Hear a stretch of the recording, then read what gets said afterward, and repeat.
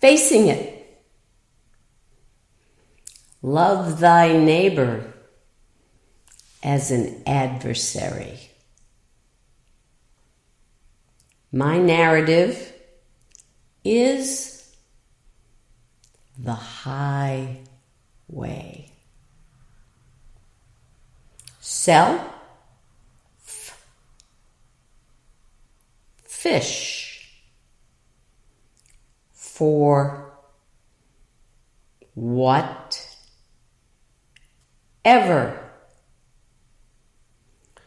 So close, and yet galaxies away. Time will wear us down to the wire fence. And yet, never give in. So, walk away and redirect the path back in.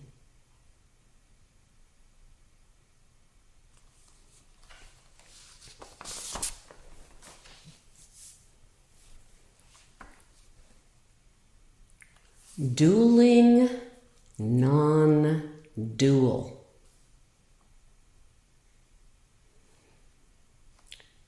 The only way out of the prison of the Matrika Shakti. The only way is out of the prison of the Matrika Shakti.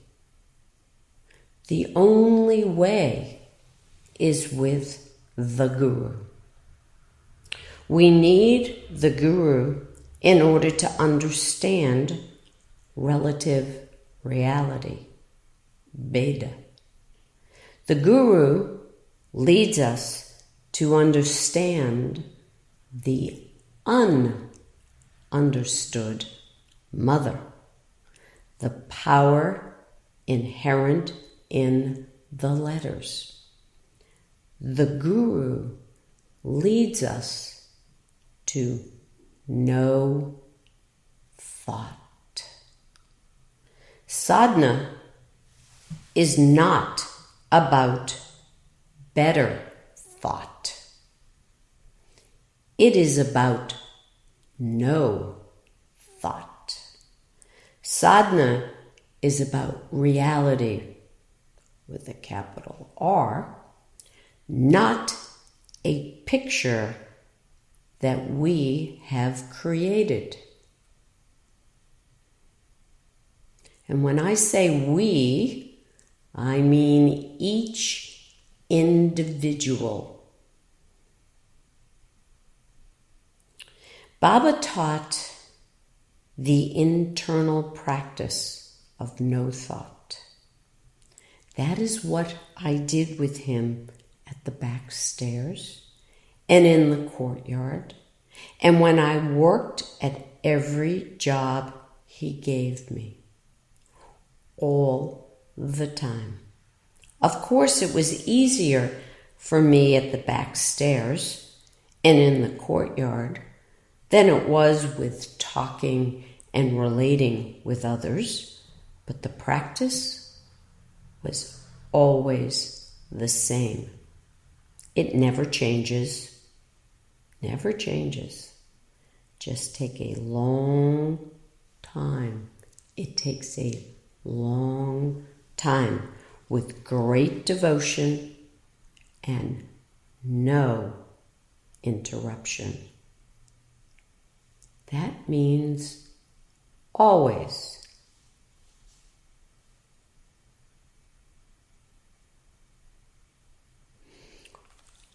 One of the things that people do is they create these pictures.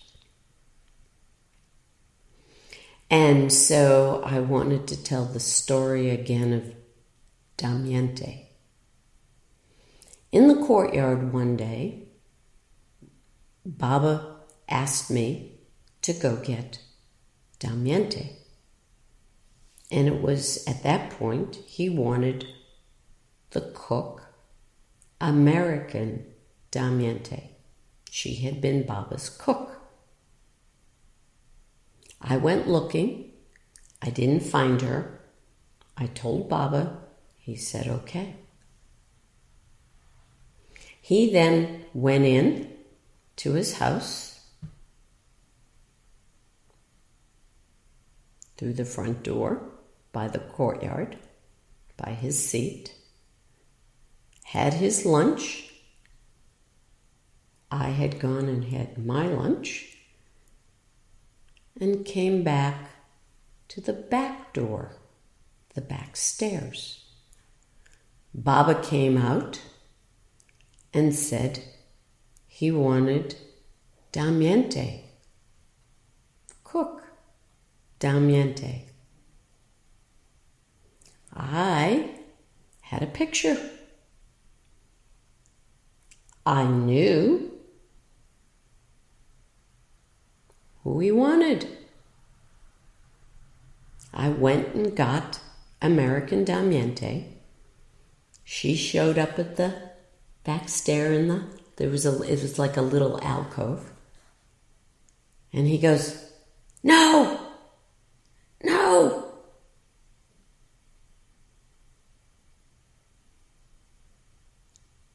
Indian Damiente.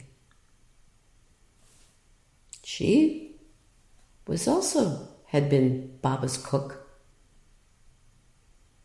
And her name was Damiente. I then go and get Indian Damiente, and he speaks with her. He was trying to show me assumptions, pictures, my decisions, my connections, my everything. Wipe them away.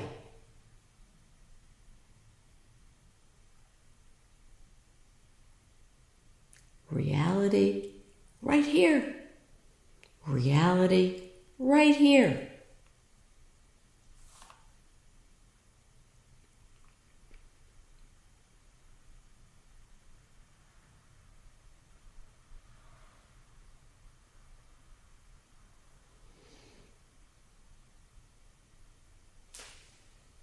I wanted to look at, just quickly, the spiritual heritage of India. And it's by Prabhavananda. And just quickly, just a section. A man who renounces certain physical actions but still lets his mind dwell on the objects of his sensual desires is deceiving himself. He can only be called a hypocrite. The truly admirable man controls his senses by the power of his will. All his actions are disinterested, all are directed toward the path to union with Brahman, with God. But the behavioristic alternative of giving free play to all impulses and all desires, which is creating a condition of moral chaos among the youth today, is not the alternative offered by the Gita. Even a mind that knows the path can be dragged from the path. The senses are so unruly. But he who controls the senses and recollects the mind and fixes it on me, I call him illumined. Direction rather than repression is the method of the Hindus for achieving self-control. The uncontrolled mind does not guess that the Atman is present. How can it meditate? Without meditation, where is peace? Without peace, where is happiness? The wind turns a ship from its course upon the waters. The wandering winds of the senses cast man's mind adrift and turn his better judgment from its course. When a man can still the senses, I call him illumined. A further distinction is made in the Gita between the divine man and the asura, or demonic man.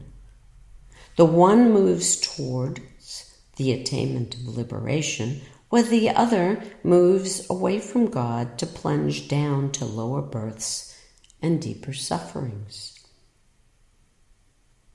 A man who is born with tendencies toward the divine is fearless and pure of heart.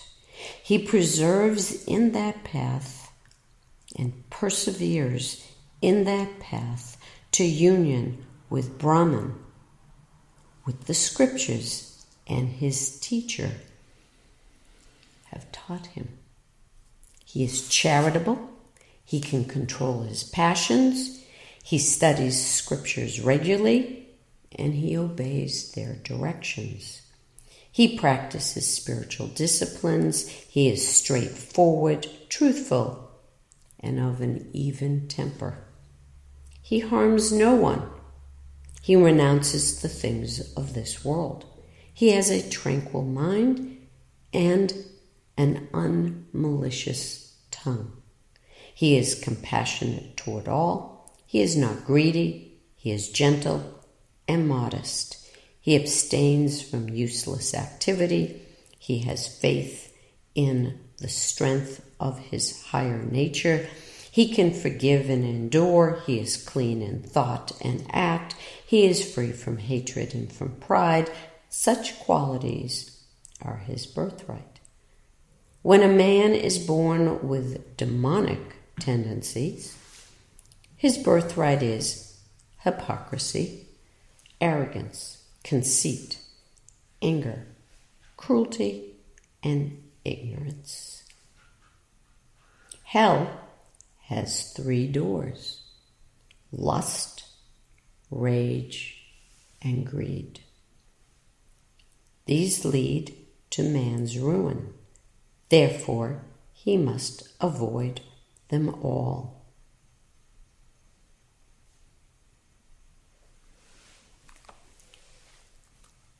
Now, what I've read, their characters, their characteristics, their qualities, they're supposed to be imbibed, not just superficially decided, practiced. And this is where I want to go.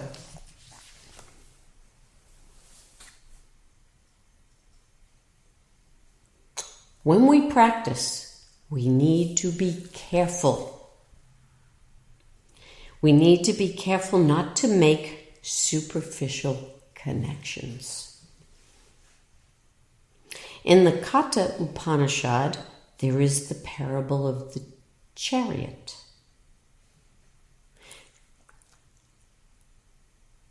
Very clearly, the charioteer is not the self.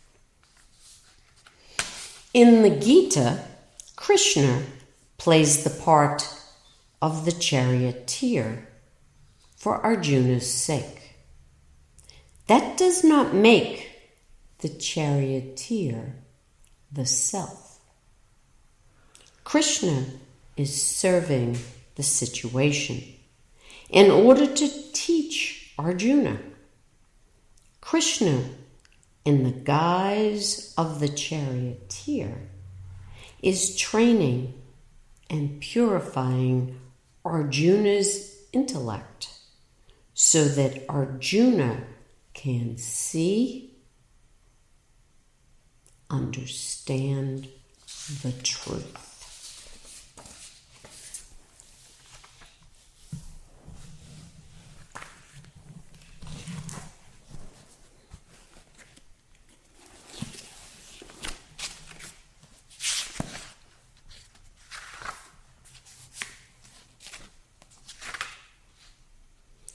Know the self as the Lord of the chariot, and the body as verily the chariot. Know the intellect as the charioteer, and the mind as verily the reins. So just quickly, who is the Lord of the chariot?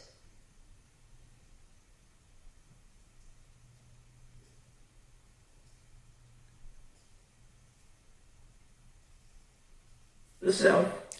The self. And where does the Lord of the chariot ride? Does anyone know?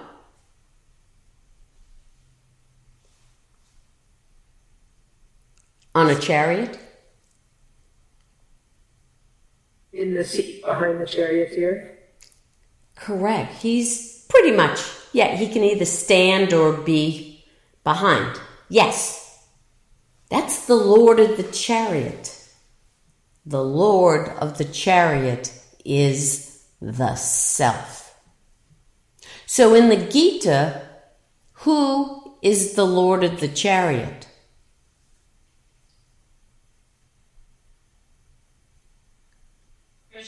Krishna. No! Arjuna. Arjuna, yes! Do not make superficial connections.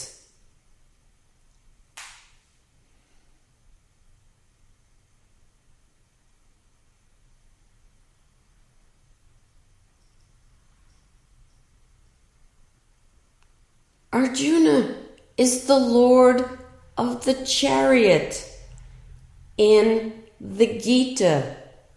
Who's the charioteer?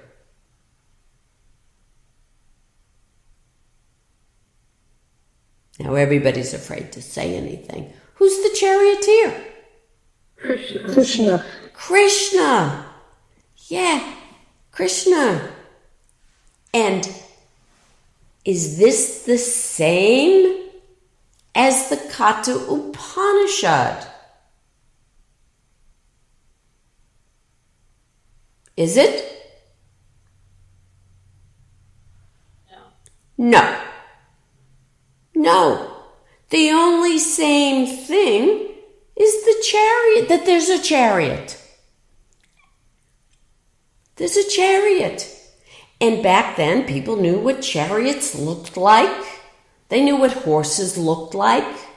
They knew what the ground looked like. They knew what a field looked like.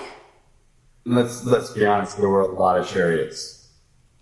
So it's like a very common item to use as a metaphor for something royal with a lord, and that there's direction and multiple components.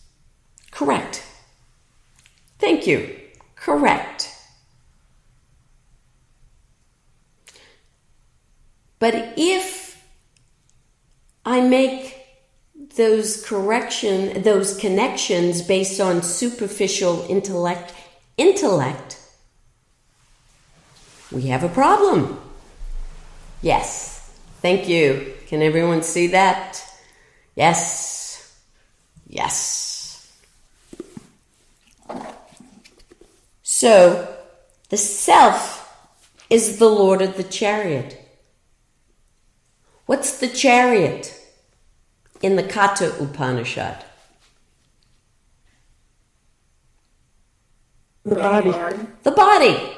The body. Again, in the Katha Upanishad, what's the charioteer? Intellect. And so the charioteer is the person or that rides, that drives. The charioteer is the driver.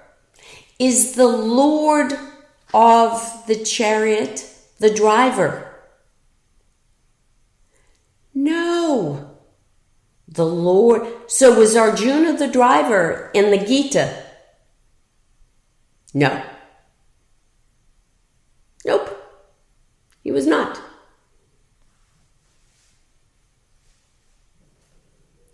But in the Katha Upanishad, again, who's the Lord of the chariot? The self. The self. Who's the driver, the charioteer? The intellect. And who's the chariot? What's the chariot? The body. The body. Are people now beginning to see what this whole thing is? Whereas in the Gita, the chariot is a chariot. Correct. Yes. Thank you. Yes.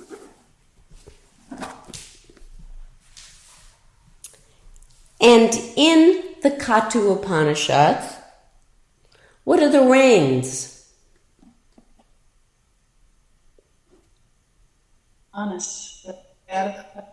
Manas, the mind.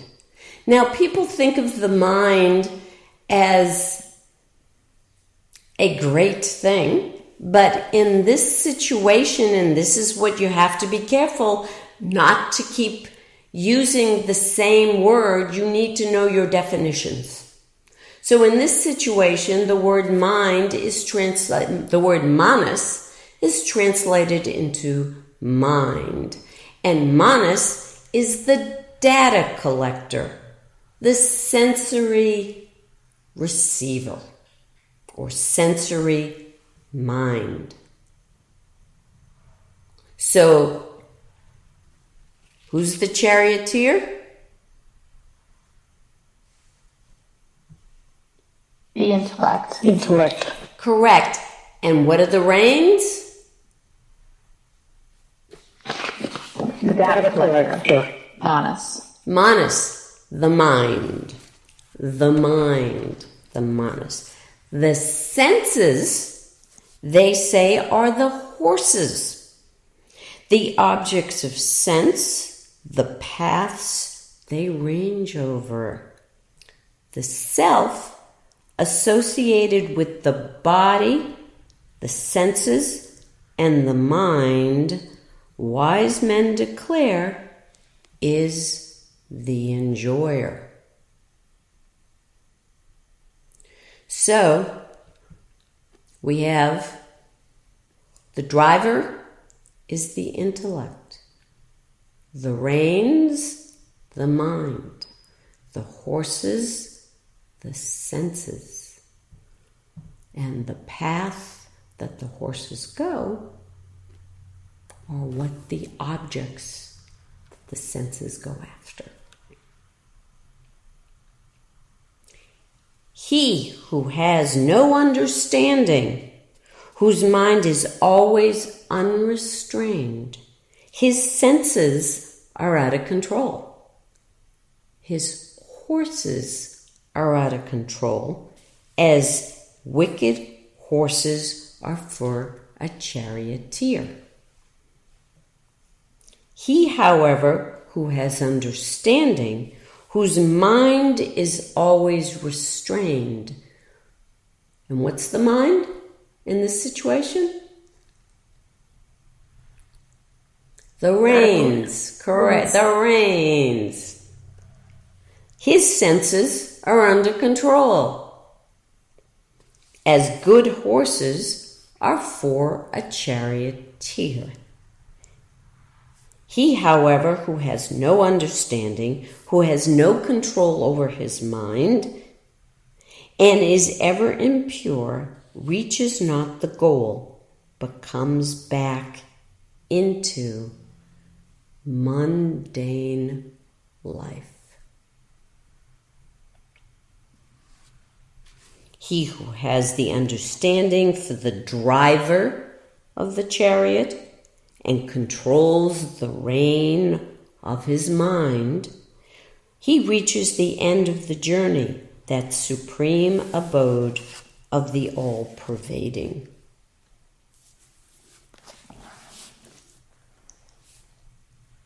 That's so much of the job of sadhana.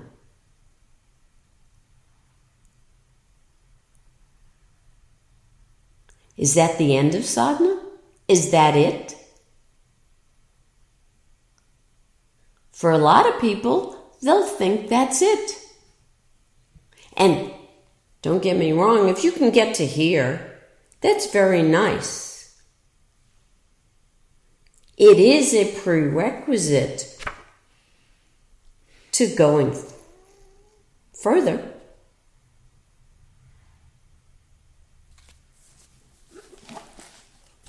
But it's not where we're going. It's not the end of the journey.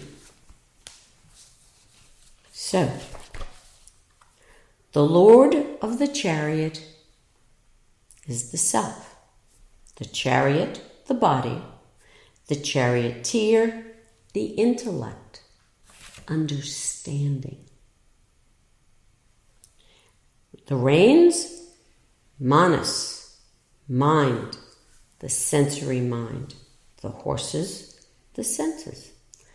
The path horses travel are the objects of sense, the material world. Now, if cleaning and getting clear from this place to this place, and you think it's the end, you're actually, if we go to Kashmir Shaivism, you're actually only going to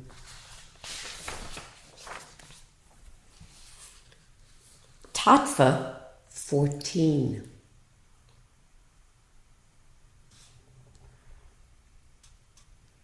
Tattva 14 is buddhi, intellect, ascertaining intelligence. If you think that's the end, if you think that's who you then are continuing to identify with, and that's all you need to do, that's only as far as you go.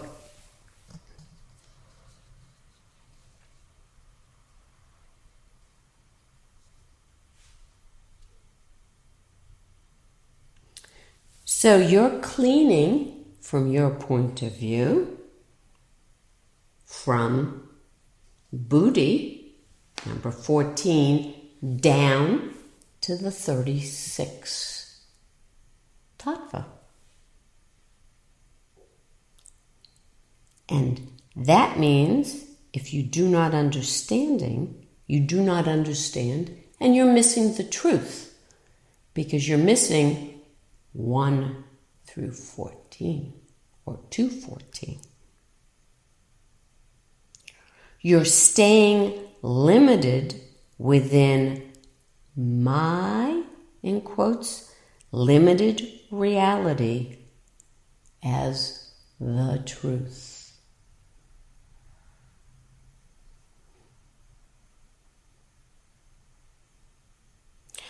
I want to share reality with people, and that reality is not my system.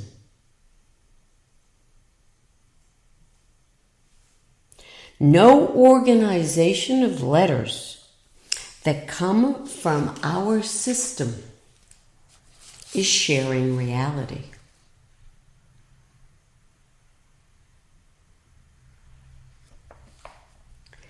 People project their picture or world and think they understand the way the world works and is. That's individual. That is not universal. This reality of understanding proves non-dualism. So someone sees and knows, in quotes, the world based on their projection and understanding and interpretation of that projection. Someone else has a completely different projection. That is the understanding of non-dual. Because non-dual means it starts with God, and in this case, Shiva, and we go from Shiva to Shakti and work our way down, and we come to number 6, Maya, and the 5 Kanchukas. So it's differentiation and the 5 sheets. So if you look at this, we start with Shiva. Out of Shiva comes Shakti. And if you understand that it's pure I, then it's I am, then it becomes I am this I am, and we're still pure at this point. We're just moving our way in. We're not yet material.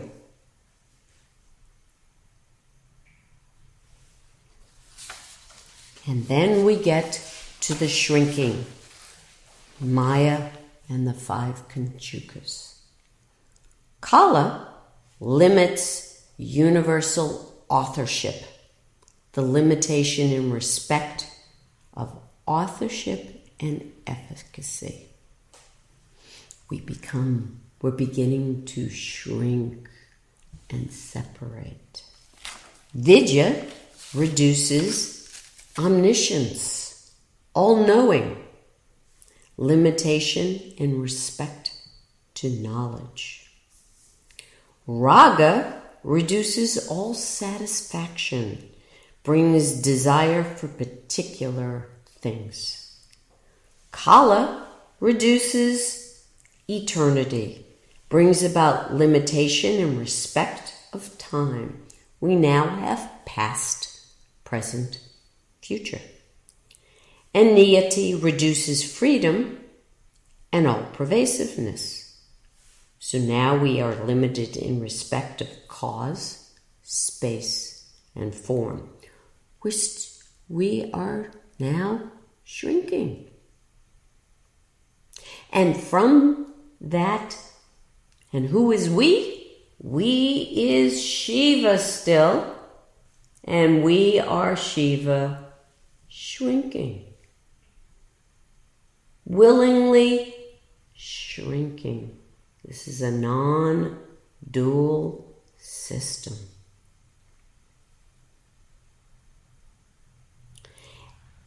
Then we get to the subjective manifestation of the limited individual soul.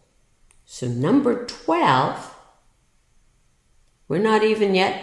Remember, if I think on my intellect, we're not even there yet.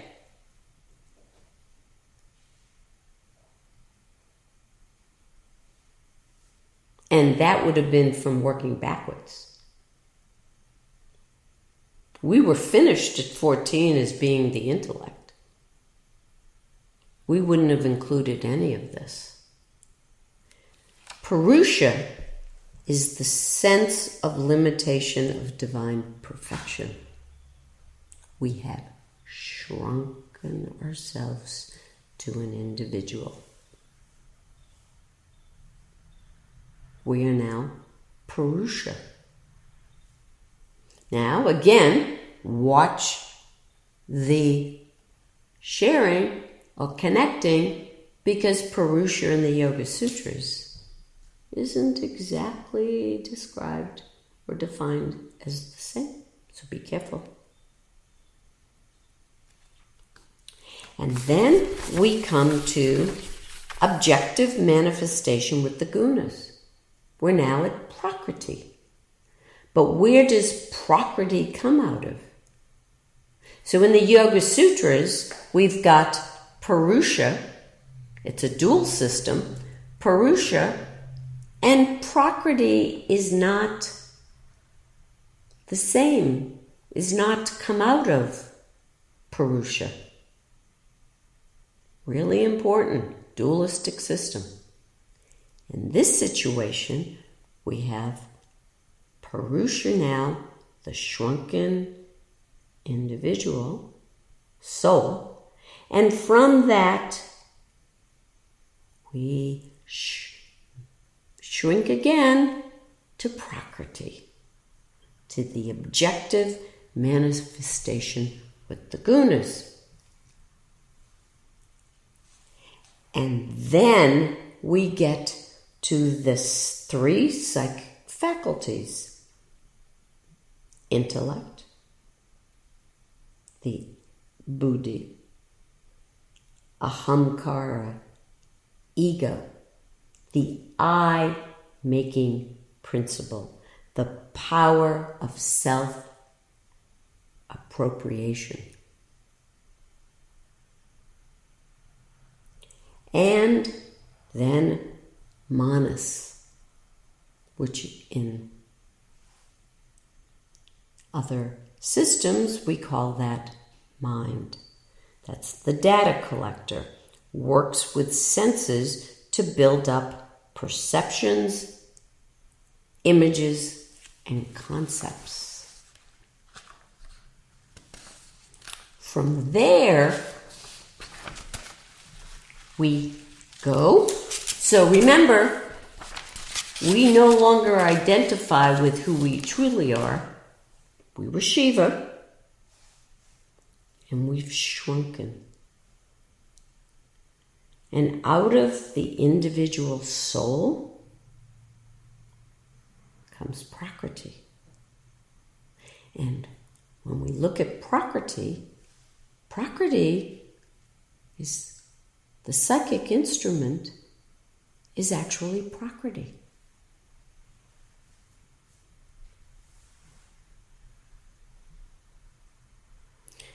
We now go from there, from that psychic instrument, and you'll understand how important it is to discipline that psychic instrument if we want to work our way back to Shiva.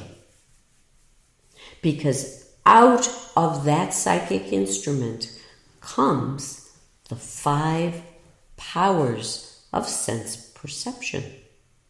That is hearing, touch, seeing, taste, and smell. And from there comes the 5 organs of action: speech, grasping and handling, locomotion, excretion, and the procreation and sexual enjoyment. From there come sound, touch, color, flavor, odor. And then finally, the 5 gross elements: materiality, the 5 bhutas, akasha, space, ether, vayu, air, agni, fire, up, water, and prithvi, solidity. And now we're in the world. And where did it come from? Shiva. And it had to go through an individual. We each create our own reality. From the top, as we shrink and we move forward, we end up in the world. And that's why when Baba used to say, the world is as you see it, he actually meant it.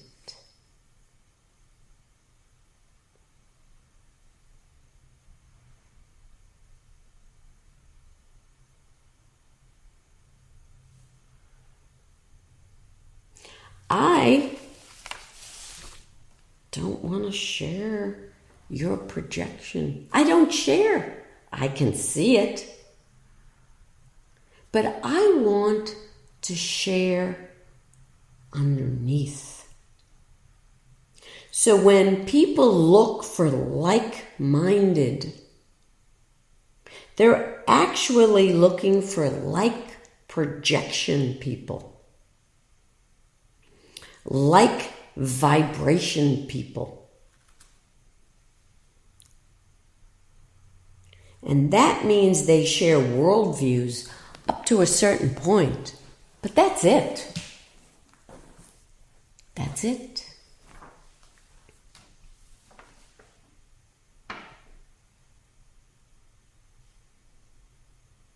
It is all then about the image that the individual projects. That's the world.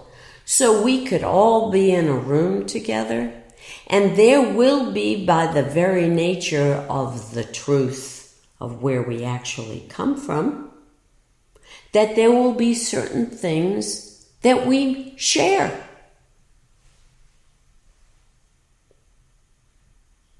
And therefore we will think we're on the same page.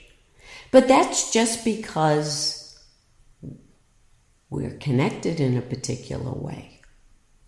Back, underneath, there is always a beta, universality, underneath it all.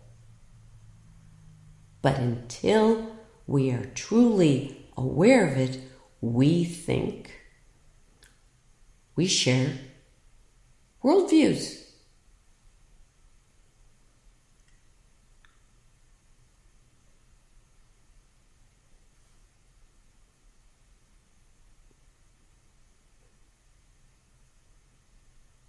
So, to that, right now we are in the middle of a pandemic.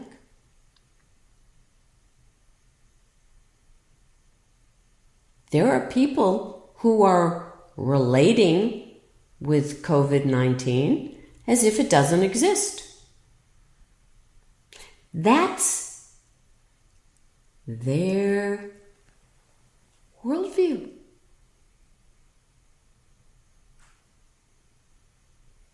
You start to see how we actually do create reality on a mundane level.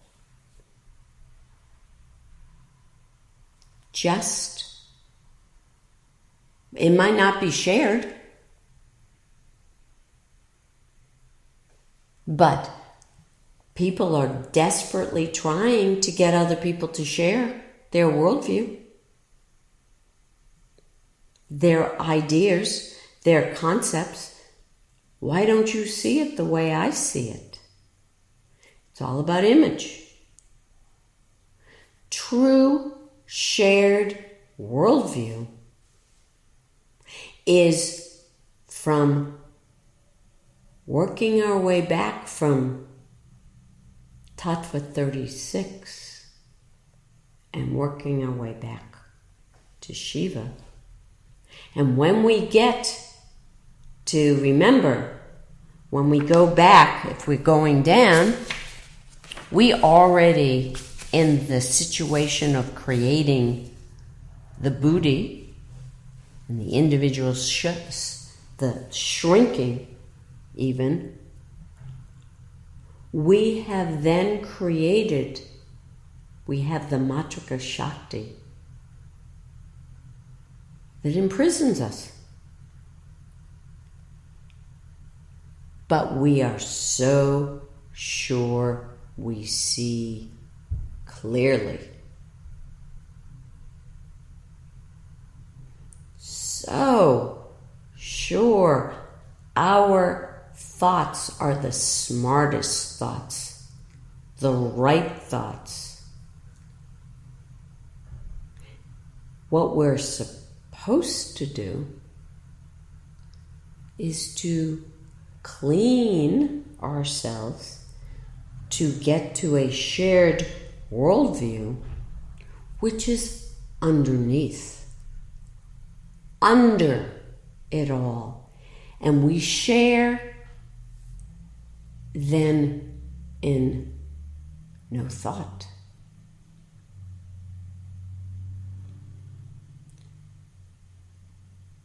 That was what I went to Baba to teach me. The ground underneath it all.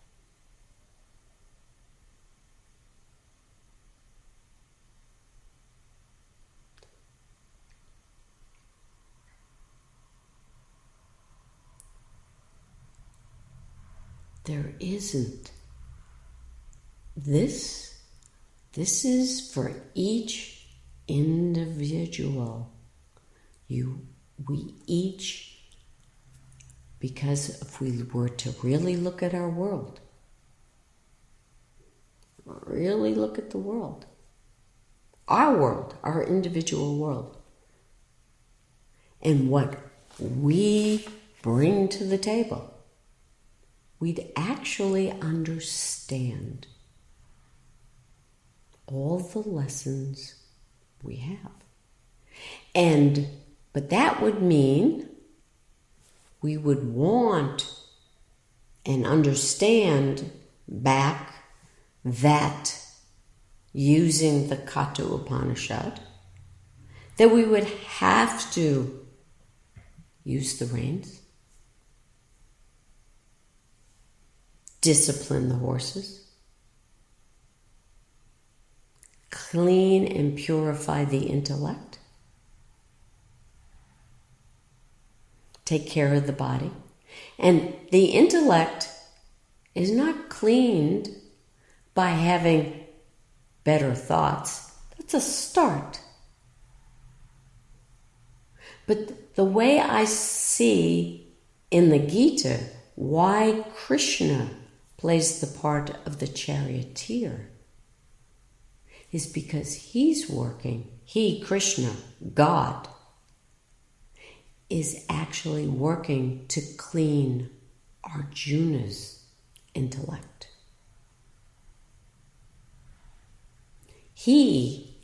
Krishna, has taken over the driver, which is what the guru does. And then helps and shows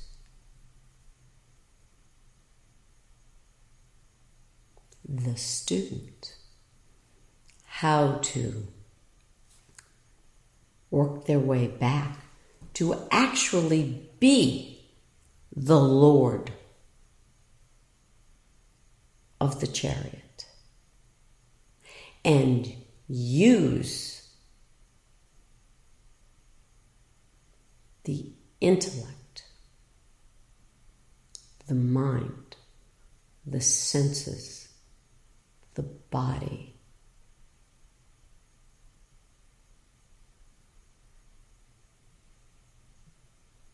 and the material world correctly. The world is as we see it. And in some cases, that's a absolutely magnificent truth when we are in fact the Lord of the chariot and the self. Otherwise, it is incredibly sad. And what I'd like to work to continue is for us to share underneath.